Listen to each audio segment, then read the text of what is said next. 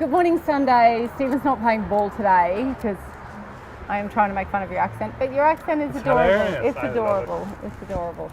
Anyway, I hope you're having a nice start to your morning.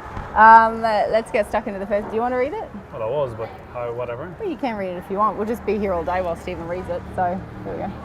Hi Kathleen, we have an amazing garden with heaps of trees, shrubs and other features. You said true. Oh, sorry. All right. How important is this to the average buyer in this area, and does it add value to the property? Or deter buyers, or does it deter buyers because of the maintenance required? Yes. Thanks, Amanda, for that great question. To help answer you there, preparing your house and gardens for sale,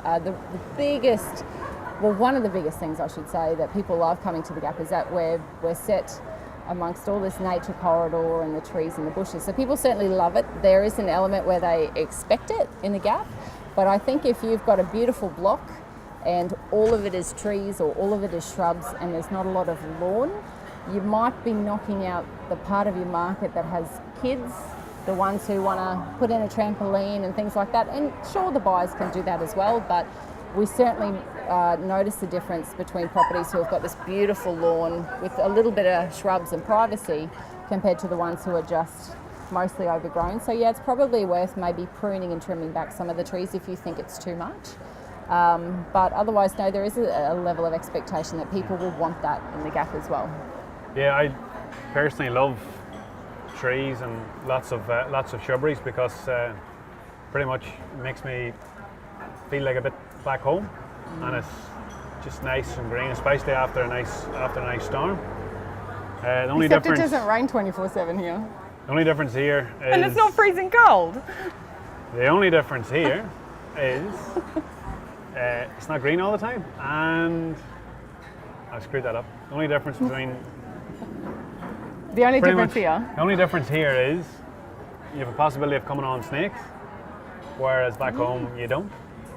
But greenery, absolutely love it to bits, and shrubs, I personally love that And why are there no snakes in Ireland, Stephen? because it's way too hot and they can't stand the heat. It's way too hot in Ireland. Yeah, it's a joke. Are you deflecting because you don't actually know why there's no snakes? No, because it's really cold. Didn't St. Paddy ban them out? That's what I learned from The Simpsons. Did anyone else learn that too? Yes, he did. The Simpsons episode. Whacking day, oh whacking day. Yes, he did. Yeah, And there you two, it's really, really cold and rains a lot. Okay, so sorry, Amanda. We Sorry. segued there on a few things. Hopefully your question was answered. If not, send me a message.